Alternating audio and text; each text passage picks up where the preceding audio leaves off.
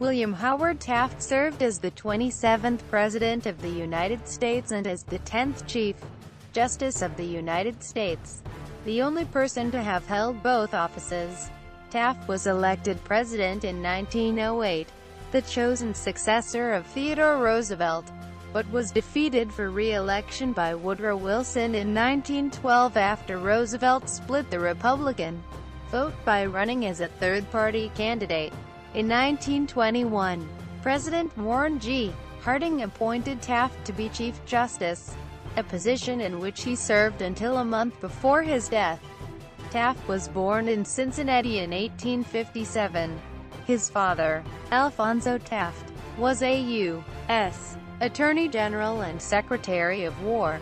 William Taft attended Yale and was a member of Skull and Bones secret society like his father, and after becoming a lawyer was appointed a judge while still in his 20s.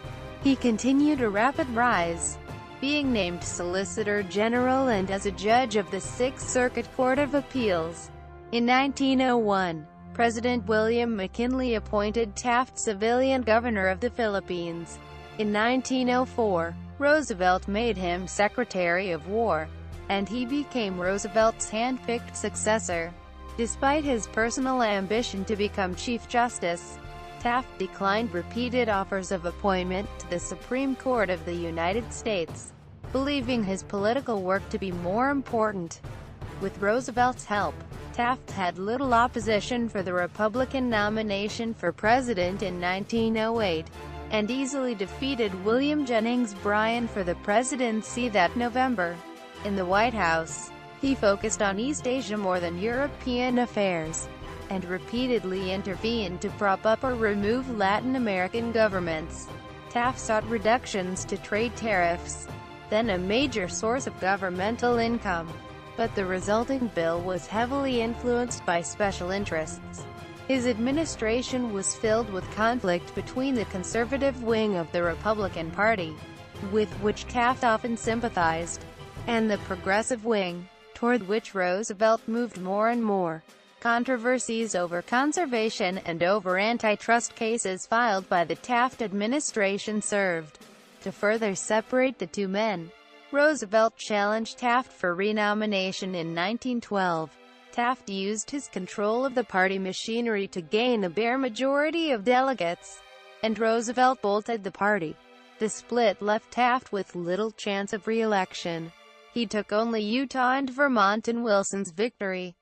After leaving office, Taft returned to Yale as a professor, continuing his political activity and working against war through the League to Enforce Peace.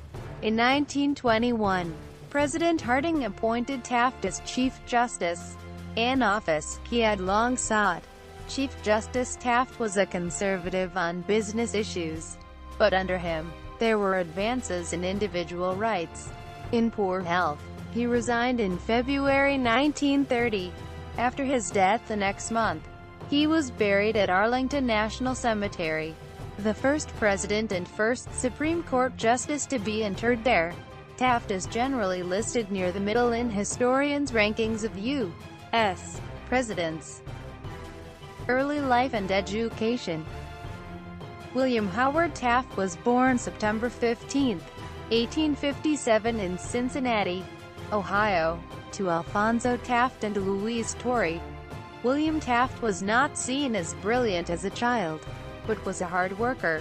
Taft's demanding parents pushed him and his four brothers toward success, tolerating nothing less. He attended Woodward High School in Cincinnati, at Yale College, which he entered in 1874. The heavyset, jovial Taft was popular. One classmate described him succeeding through hard work rather than being the smartest, and as having integrity. Rise in government.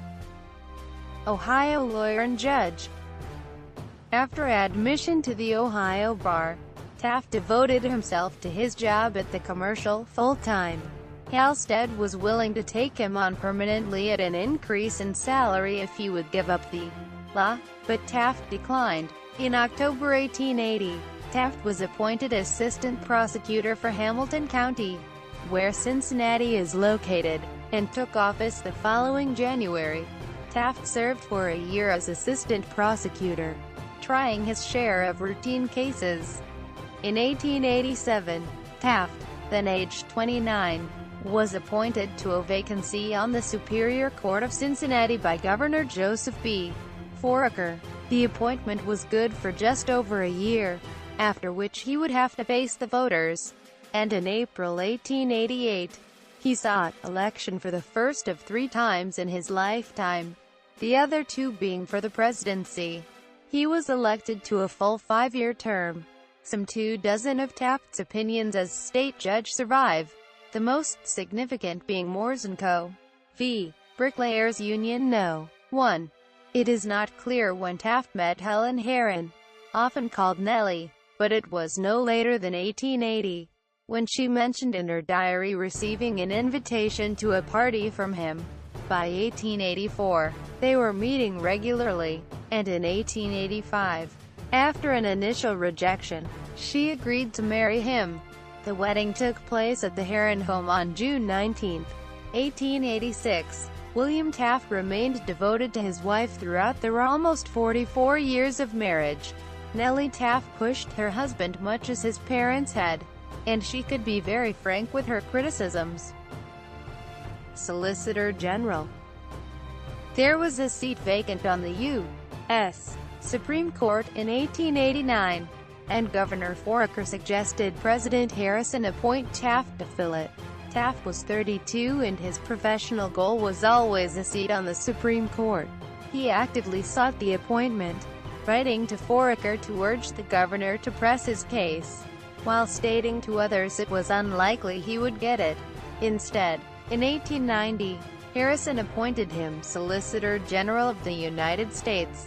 When Taft arrived in Washington in February 1890, the office had been vacant 2 months. With the work piling up, he worked to eliminate the backlog, while simultaneously educating himself on federal law and procedure he had not needed as an Ohio state judge. New York Senator William M. Evarts, a former Secretary of State, had been a classmate of Alphonso Taft at Yale. Although Taft was successful as Solicitor General, winning 15 of the 18 cases he argued before the Supreme Court. Federal Judge. Taft's federal judgeship was a lifetime appointment, and one from which promotion to the Supreme Court might come. Taft's older half-brother Charles, successful in business, supplemented Taft's government salary, allowing William and Nellie Taft and their family to live in comfort. Taft's duties involved hearing trials in the circuit, which included Ohio, Michigan, Kentucky, and Tennessee, and participating with Supreme Court Justice John Marshall Harlan, the circuit justice, and judges of the Sixth Circuit in hearing appeals. Taft spent these years, from 1892 to 1900, in personal and professional contentment.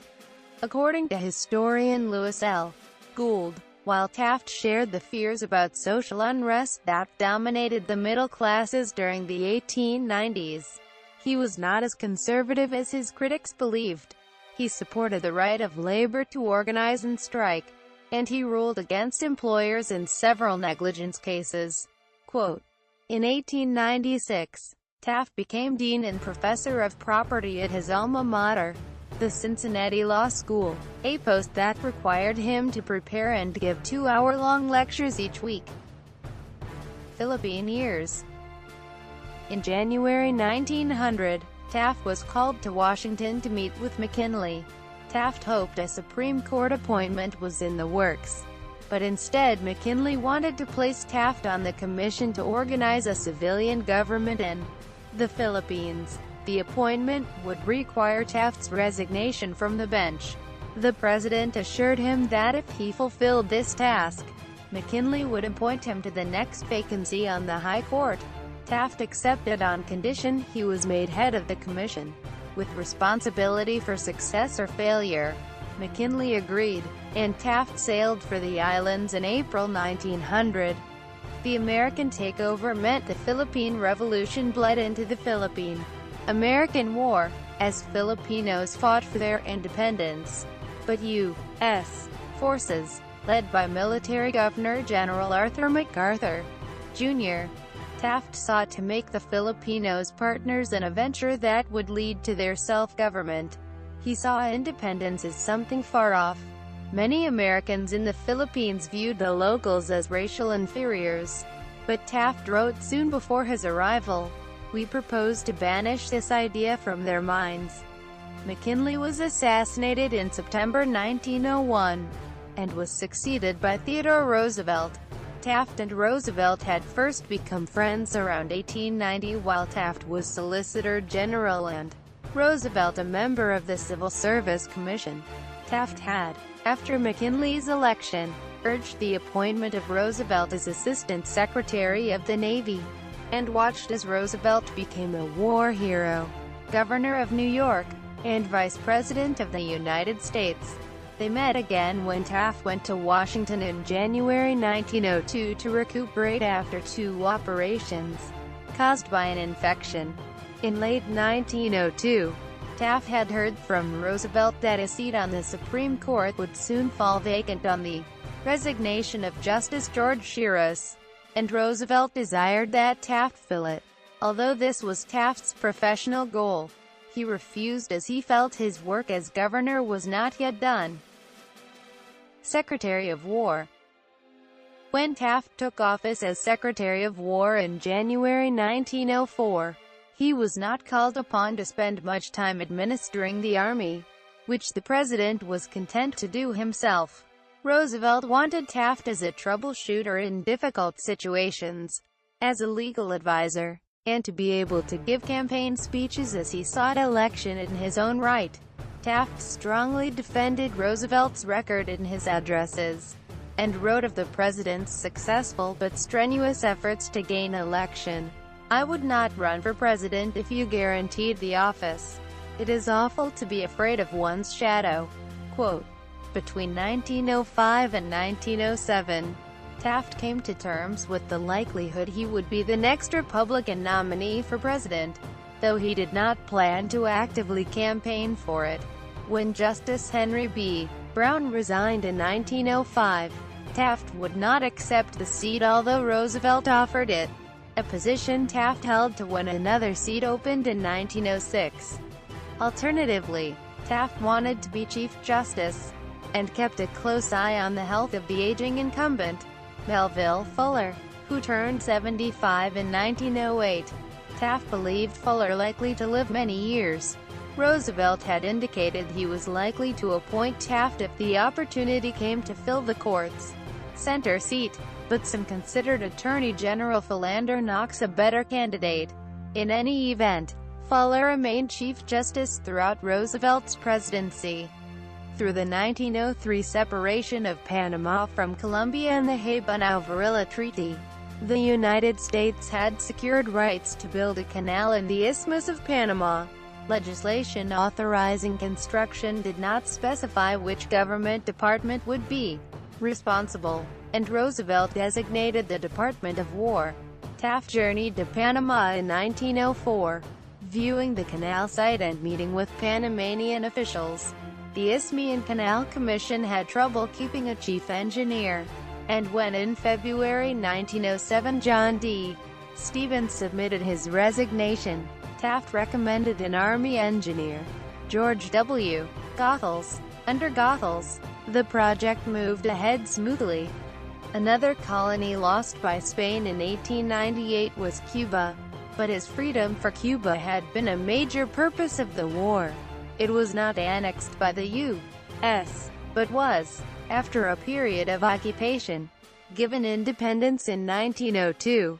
Election fraud and corruption followed, as did factional conflict. In September 1906, President Tom S. Estrada Palma asked for U.S. intervention. Taft traveled to Cuba with a small American force, and on September 29, 1906, under the terms of the Cuban-American Treaty of Relations of 1903, declared himself provisional governor of Cuba, a post he held for 2 weeks before being succeeded by Charles Edward Magoon.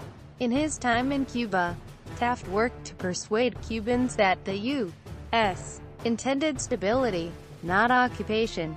Taft remained involved in Philippine affairs. During Roosevelt's election campaign in 1904, he urged that Philippine agricultural products be admitted to the U.S. without duty. This caused growers of U.S. sugar and tobacco to complain to Roosevelt, who remonstrated with his Secretary of War. Taft expressed unwillingness to change his position, and threatened to resign. On both of his Philippine trips as Secretary of War, Taft went to Japan, and met with officials there. Presidential election of 1908. Gaining the nomination. Roosevelt had served almost 3.5 years of McKinley's term. On the night of his own election in 1904, Roosevelt publicly declared he would not run for re-election in 1908, a pledge he quickly regretted, but he felt bound by his word. Roosevelt believed Taft was his logical successor, although the War Secretary was initially reluctant to run. One of a series of candid photographs known as The Evolution of a Smile, taken just after a formal portrait session, as Taft learns by telephone from Roosevelt of his nomination for president. A number of Republican politicians, such as Treasury Secretary George Cortelyou, tested the waters for a run but chose to stay out. New York Governor Charles Evans Hughes ran, but when he made a major policy speech, Roosevelt the same day sent a special message to Congress warning in strong terms against corporate corruption. The resulting coverage of the presidential message relegated Hughes to the back pages. Assistant Postmaster General Frank H. Hitchcock resigned from his office in February 1908 to lead the Taft effort. General election campaign. Taft's opponent in the general election was Bryan, the Democratic nominee for the third time in 4 presidential elections. As many of Roosevelt's reforms stemmed from proposals by Bryan, the Democrat argued that he was the true heir to Roosevelt's mantle. Corporate contributions to federal political campaigns had been outlawed by the 1907 Tillman Act, and Bryan proposed that contributions by officers and directors of corporations be similarly banned, or at least disclosed when made. Taft was only willing to see the contributions disclosed after the election, and tried to ensure that officers and directors of corporations litigating with the government were not among his contributors. Taft began the campaign on the wrong foot, fueling the arguments of those who said he was not his own man by traveling to Roosevelt's home at Sagamore Hill for advice on his acceptance speech, saying that he needed the president's judgment and criticism. Taft upset some progressives by choosing Hitchcock as chairman of the Republican National Committee, RNC, placing him in charge of the presidential campaign. Hitchcock was quick to bring in men closely allied with big business.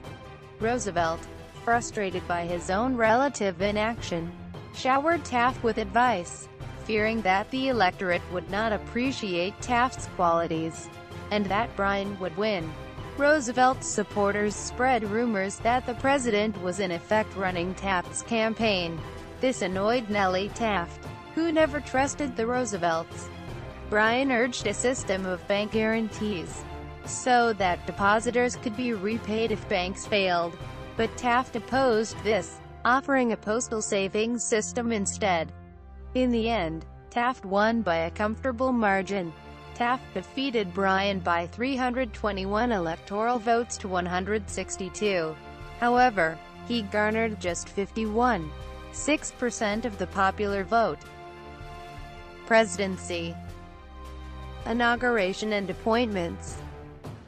Taft was sworn in as president on March 4, 1909. Due to a winter storm that coated Washington with ice, Taft was inaugurated within the Senate chamber rather than outside the Capitol as is customary. The new president stated in his inaugural address that he had been honored to have been one of the advisors of my distinguished predecessor, and to have had a part in the reforms he has initiated. I should be untrue to myself, to my promises, and to the declarations of the party platform on which I was elected if I did not make the maintenance and enforcement of those reforms the most important feature of my administration. Soon after the Republican convention, Taft and Roosevelt had discussed which cabinet officers would stay on. Taft kept only Agriculture Secretary James Wilson and Postmaster General George von Langermeyer, who was shifted to the Navy Department. Others appointed to the Taft cabinet included Philander Knox, who had served under McKinley and Roosevelt as Attorney General, as the new Secretary of State, and Franklin McFaul as Treasury Secretary. Taft did not enjoy the easy relationship with the press that Roosevelt had, choosing not to offer himself for interviews or photo opportunities as often as his predecessor had. Foreign policy, organization and principles. Taft made it a priority to restructure the State Department, noting, "It is organized on the basis of the needs of the government in 1800 instead of 1900. Quote, "There was broad agreement between Taft and Knox on major foreign policy goals. The U.S. would not interfere in European affairs, and would use force if necessary to enforce the Monroe Doctrine in the Americas. The defense of the Panama Canal, which was under construction throughout Taft's term, it opened in 1914, guided United States foreign policy in the Caribbean and Central America. Previous administrations had made efforts to promote American business interests overseas, but Taft went a step further and used the web of American diplomats and consuls abroad to further trade. Such ties, Taft hoped, would promote world peace." Tariffs and reciprocity. At the time of Taft's presidency, protectionism through the use of tariffs was a fundamental position of the Republican Party. Sereno E. Payne, chairman of the House Ways and Means Committee, had held hearings in late 1908, and sponsored the resulting draft legislation. On balance, the bill reduced tariffs slightly, but when it passed the House in April 1909 and reached the Senate, the chairman of the Senate Finance Committee, Rhode Island Senator Nelson W. Aldrich, attached to many amendments raising rates. This outraged progressives such as Wisconsin's Robert M. LaFollette, who urged Taft to say that the bill was not in accord with the party platform. Taft refused, angering them. When opponents sought to modify the tariff bill to allow for an income tax, Taft opposed it on the ground that the Supreme Court would likely strike it down as unconstitutional, as it had before. Instead, they proposed a constitutional amendment, which passed both houses in early July, was sent to the states, and by 1913 was ratified as the 16th Amendment. In the conference committee, Taft won some victories, such as limiting the tax on lumber. The conference report passed both houses, and Taft signed it on August 6, 1909. The Payne-Aldrich tariff was immediately controversial. According to Coletta, Taft had lost the initiative, and the wounds inflicted in the acrid tariff debate never healed. Newton McConnell cartoon showing Canadian suspicions that Taft and others were only interested in Canada when prosperous. In Taft's annual message sent to Congress in December 1910, he urged a free trade accord with Canada. Britain at that time still handled Canada's foreign relations, and Taft found the British and Canadian governments willing. Many in Canada opposed an accord, fearing the U.S. would dump it when convenient, as it had the 1854 Elgin-Marcy Treaty in 1866, and farm and fisheries interests in the United States were also opposed. After January 1911 talks with Canadian officials, Taft had the agreement, which was not a treaty, introduced into Congress, and it passed in late July. The Canadian Parliament, led by Prime Minister Sir Wilfrid Laurier, had deadlocked over the issue. Canadians turned Laurier out of office in the September 1911 election, and Robert Borden became the new Prime Minister. No cross-border agreement was concluded.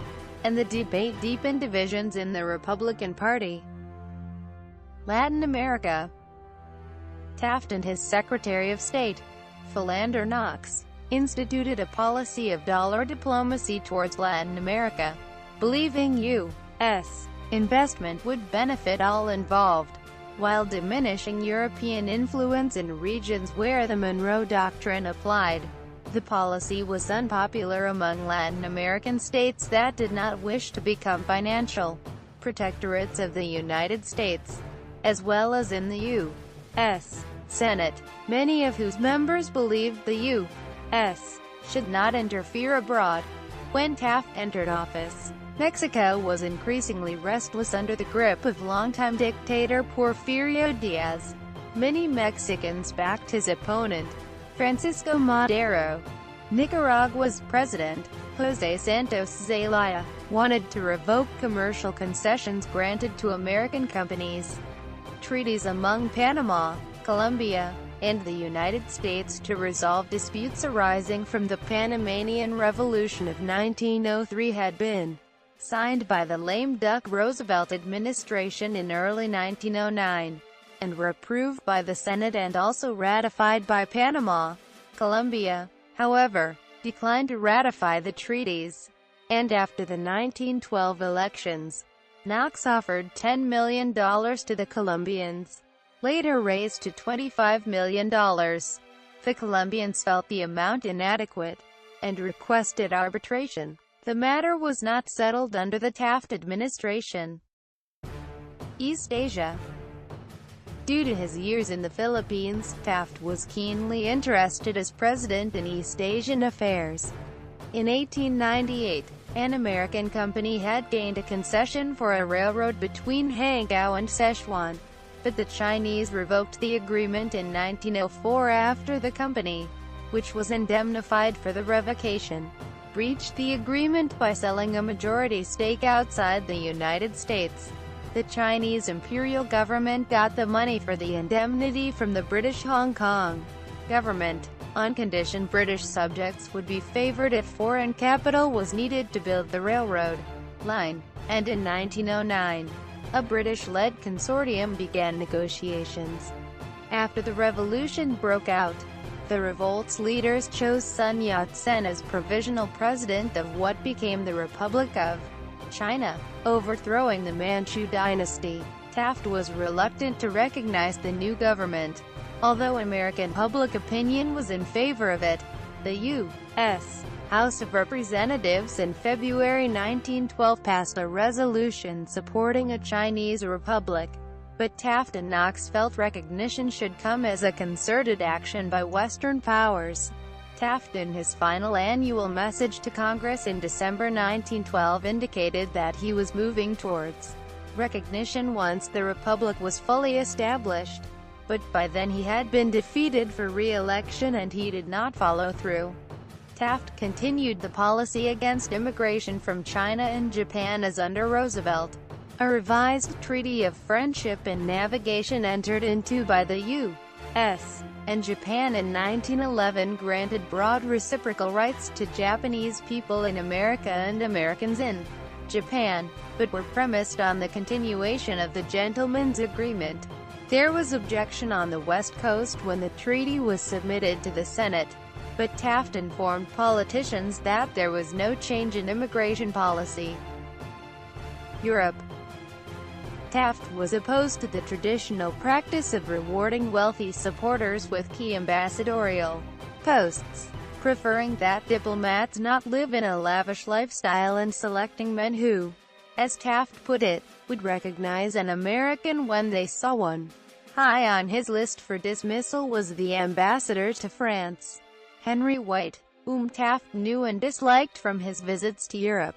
White's ousting caused other career State Department employees to fear that their jobs might be lost to politics. Taft also wanted to replace the Roosevelt-appointed ambassador in London, Whitelaw Reid, but Reid, owner of the New York Tribune, had backed Taft during the campaign, and both William and Nellie Taft enjoyed his gossipy reports. Reid remained in place until his 1912 death. Taft was a supporter of settling international disputes by arbitration, and he negotiated treaties with Great Britain and with France, providing that differences be arbitrated. These were signed in August 1911. Neither Taft nor Knox, a former senator, consulted with members of the Senate during the negotiating process. By then many Republicans were opposed to Taft, and the president felt that lobbying too hard for the treaties might cause their defeat. He made some speeches supporting the treaties in October, but the Senate added amendments Taft could not accept, killing the agreements. Although no general arbitration treaty was entered into, Taft's administration settled several disputes with Great Britain by peaceful means, often involving arbitration. These included a settlement of the boundary between Maine and New Brunswick, a long-running dispute over seal hunting in the Bering Sea that also involved Japan, and a similar disagreement regarding fishing off Newfoundland. The Sealing Convention remained in force until abrogated by Japan in 1940. Domestic policies and politics. Antitrust. Taft continued and expanded Roosevelt's efforts to break up business combinations through lawsuits brought under the Sherman Antitrust Act, bringing 70 cases in 4 years. Roosevelt had brought 40 in 7 years. Suits brought against the Standard Oil Company and the American Tobacco Company, initiated under Roosevelt, were decided in favor of the government by the Supreme Court in 1911. In October 1911, Taft's Justice Department brought suit against U.S. Steel, demanding that over 100 of its subsidiaries be granted corporate independence, and naming as defendants many prominent business executives and financiers. The pleadings in the case had not been reviewed by Taft, and alleged that Roosevelt had fostered monopoly, and had been duped by clever industrialists. Taft sent a special message to Congress on the need for a revamped antitrust statute when it convened its regular session in December 1911, but it took no action. Another antitrust case that had political repercussions for Taft was that brought against the International Harvester Company, the large manufacturer of farm equipment. In early 1912, as Roosevelt's administration had investigated International Harvester, but had taken no action, a decision Taft had supported. The suit became caught up in Roosevelt's challenge for the Republican presidential nomination. Supporters of Taft alleged that Roosevelt had acted improperly. The former president blasted Taft for waiting 3.5 years, and until he was under challenge, to reverse a decision he had supported. Bollinger-Pinchot Affair. Roosevelt was an ardent conservationist, assisted in this by like-minded appointees, including Interior Secretary James R. Garfield. Roosevelt had withdrawn much land from the public domain, including some in Alaska thought rich in coal. In 1902, Clarence Cunningham, an Idaho entrepreneur, had found coal deposits in Alaska, and made mining claims, and the government investigated their legality. This dragged on for the remainder of the Roosevelt administration, including during the year when Bollinger served as head of the General Land Office. In September 1909, Glavis made his allegations public in a magazine article, disclosing that Bollinger had acted as an attorney for Cunningham between his 2 periods of government service. This violated conflict of interest rules forbidding a former government official from advocacy on a matter he had been responsible for. Taft had ordered government officials not to comment on the fracas. Civil rights. Taft announced in his inaugural address that he would not appoint African Americans to federal jobs, such as postmaster, where this would cause racial friction. This differed from Roosevelt, who would not remove or replace black office holders with whom local whites would not deal, termed Taft's Southern policy. This stance effectively invited white protests against black appointees. Taft followed through, removing most black office holders in the South, and made few appointments from that race in the North. At the time Taft was inaugurated, the way forward for African Americans was debated by their leaders. Booker T. Washington felt that most blacks should be trained for industrial work, with only a few seeking higher education. W.E.B. Du Bois took a more militant stand for equality. Taft tended towards Washington's approach. According to Coletta, Taft let the African American be kept in his place. He thus failed to see or follow the humanitarian mission historically associated with the Republican Party, with the result that Negroes both North and South began to drift toward the Democratic Party. Quote, a supporter of free immigration, Taft vetoed a bill passed by Congress and supported by labor unions that would have restricted unskilled laborers by imposing a literacy test. Judicial appointments. Taft made 6 appointments to the Supreme Court, the most of any president except George Washington and Franklin D. Roosevelt. Justice David Josiah Brewer's death on March 28, 1910 gave Taft a second opportunity to fill a seat on the High Court. He chose New York Governor Charles Evans Hughes. Taft told Hughes that should the Chief Justiceship fall vacant during his term, Hughes would be his likely choice for the center seat. The Senate quickly confirmed Hughes. But then Chief Justice Fuller died on July 4, 1910. Taft took 5 months to replace Fuller, and when he did, it was with Justice Edward Douglas White, who became the first Associate Justice to be promoted to Chief Justice. With the death of Justice Harlan in October 1911, Taft got to fill a 6th seat on the Supreme Court. After Secretary Knox declined appointment, Taft named Chancellor of New Jersey Mahlon Pitney, the last person appointed to the Supreme Court who did not attend law school. Taft appointed 13 judges to the federal courts of appeal and 38 to the United States District Courts. Taft also appointed judges to various specialized courts, including the first 5 appointees each to the United States Commerce Court and the United States Court of Customs Appeals. 1912 Presidential Campaign and Election. Moving apart from Roosevelt. During Roosevelt's 15 months beyond the Atlantic, from March 1909 to June 1910, neither man wrote much to the other. Taft biographer Lurie suggested that each expected the other to make the first move to re-establish their relationship on a new footing. Upon Roosevelt's triumphant return, Taft invited him to stay at the White House. The former president declined, and in private letters to friends expressed dissatisfaction at Taft's performance. Nevertheless, he wrote that he expected Taft to be renominated by the Republicans in 1912, and did not speak of himself as a candidate.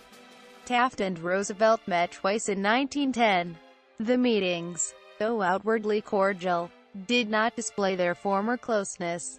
During the 1910 midterm election campaign, Roosevelt involved himself in New York politics, while Taft, with donations and influence, tried to secure the election of the Republican gubernatorial candidate in Ohio, former Lieutenant Governor Warren G.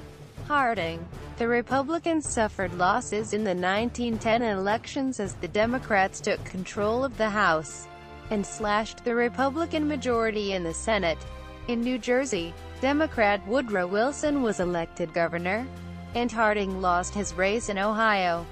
After the election, Roosevelt continued to promote progressive ideals, a new nationalism. Much to Taft's dismay, Roosevelt attacked his successor's administration, arguing that its guiding principles were not that of the party of Lincoln, but those of the Gilded Age. Roosevelt was receiving many letters from supporters urging him to run, and Republican officeholders were organizing on his behalf. Balked on many policies by an unwilling Congress and courts in his full term in the White House, he saw manifestations of public support he believed would sweep him to the White House with a mandate for progressive policies that would brook no opposition. Primaries and convention. As Roosevelt became more radical in his progressivism, Taft was hardened in his resolve to achieve renomination, as he was convinced that the progressives threatened the very foundation of the government. Roosevelt dominated the primaries, winning 278 of the 362 delegates to the Republican National Convention in Chicago decided in that manner. Taft had control of the party machinery, and it came as no surprise that he gained the bulk of the delegates decided at district or state conventions. Taft had won over Root, who agreed to run for temporary chairman of the convention, and the delegates selected Root over Roosevelt's candidate. Campaign and defeat. Alleging Taft had stolen the nomination, Roosevelt and his followers formed the Progressive Party, reverting to the pre-Roosevelt custom that presidents seeking re-election did not campaign. Taft spoke publicly only once, making his nomination acceptance speech on August 1. He had difficulty in financing the campaign, as many industrialists had concluded he could not win, and would support Wilson to block Roosevelt. The president issued a confident statement in September after the Republicans narrowly won Vermont's state elections in a three-way fight, but had no illusions he would win his race. Vice President Sherman had been renominated at Chicago, seriously ill during the campaign. He died 6 days before the election. Return to Yale. With no pension or other compensation to expect from the government after leaving the White House, Taft contemplated a return to the practice of law, from which he had long been absent.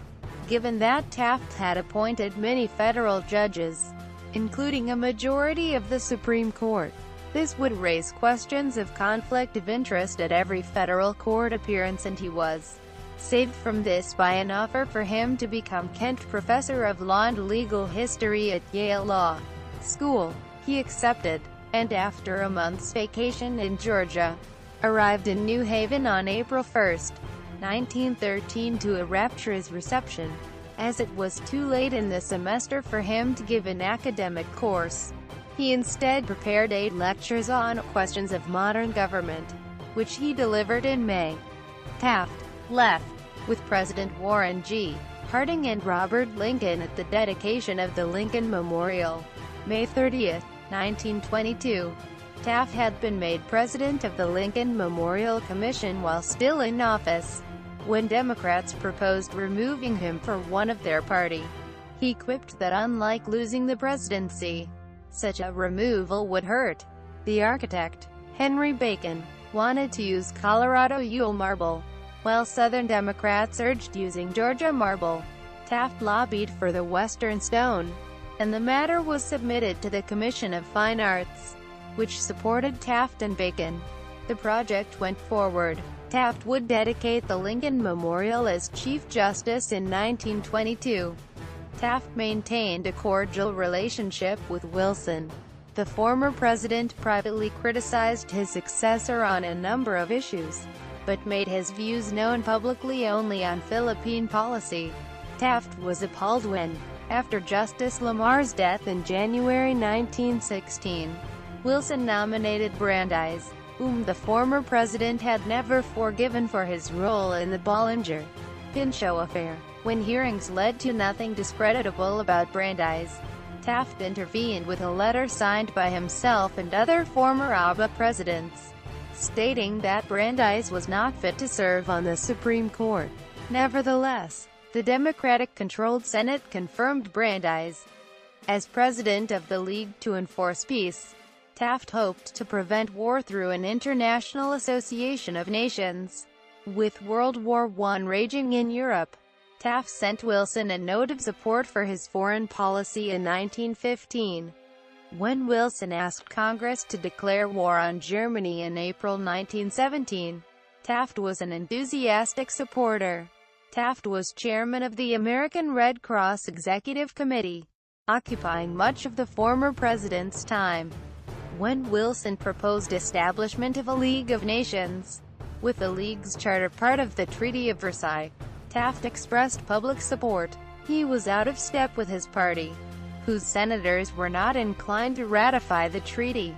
Taft's subsequent flip-flop on the issue of whether reservations to the treaty were necessary angered both sides, destroying any remaining influence he had with the Wilson administration, and causing some Republicans to call him a Wilson supporter and a traitor to his party. The Senate refused to ratify the Versailles Pact. Chief Justice appointment. During the 1920 election campaign, Taft supported the Republican ticket. Harding, by then a senator, and Massachusetts Governor Calvin Coolidge, they were elected. White by then was in failing health, but made no move to resign when Harding was sworn in on March 4, 1921. It later emerged that Harding had also promised former Utah Senator George Sutherland a seat on the Supreme Court, and was waiting in the expectation that another place would become vacant. Taft's court membership timeline. McKinley appointment, Theodore Roosevelt appointment, Taft appointment, Wilson appointment, Harding appointment, Coolidge appointment. Jurisprudence. Commerce Clause. The Supreme Court, under Taft, compiled a conservative record in Commerce Clause jurisprudence. This had the practical effect of making it difficult for the federal government to regulate industry, and the Taft Court also scuttled many state laws. The few liberals on the court, Brandeis, Holmes, and, from 1925, Harlan Fiske Stone, sometimes protested, believing orderly progress essential, but often joined in the majority opinion. The White Court had, in 1918, struck down an attempt by Congress to regulate child labor in Hammer v. Dagenhart, a case in which the Taft Court struck down regulation that generated a dissent from the Chief Justice was Adkins v. Children's Hospital. Powers of government. In 1922, Taft ruled for a unanimous court in Balzac v. Puerto Rico. In 1926, Taft wrote for a 6-3 majority in Myers v. United States. The following year, the court decided McGrain v. Doherty. Individual rights. In 1925, the Taft Court laid the groundwork for the incorporation of many of the guarantees of the Bill of Rights to be applied against the states through the 14th Amendment. In Gidlow v. New York, Pierce v. Society of Sisters, United States v. Lanza. Administration and political influence. Taft exercised the power of his position to influence the decisions of his colleagues, urging unanimity and discouraging dissents. Alpheus Mason, in his article on Chief Justice Taft for the American Bar Association Journal, contrasted Taft's expansive view of the role of the Chief Justice with the narrow view of presidential power he took while in that office. Believing that the Chief Justice should be responsible for the federal courts, Taft felt that he should have an administrative staff to assist him, and the Chief Justice should be empowered to temporarily reassign judges. The Supreme Court's docket was congested, swelled by war litigation and laws that allowed a party defeated in the Circuit Court of Appeals to have the case decided by the Supreme Court if the constitutional question was involved. Taft believed an appeal should usually be settled by the Circuit Court, with only cases of major import decided by the justices. He and other Supreme Court members proposed legislation to make most of the court's docket discretionary, with a case getting full consideration by the justices only if they granted a writ of certiorari. To Taft's frustration, Congress took 3 years to consider the matter. Taft and other members of the court lobbied for the bill in Congress, and the judge's bill became law in February 1925. By late the following year, Taft was able to show that the backlog was shrinking. When Taft became Chief Justice, the court did not have its own building and met in the Capitol. Its offices were cluttered and overcrowded, but Fuller and White had been opposed to proposals to move the court to its own building.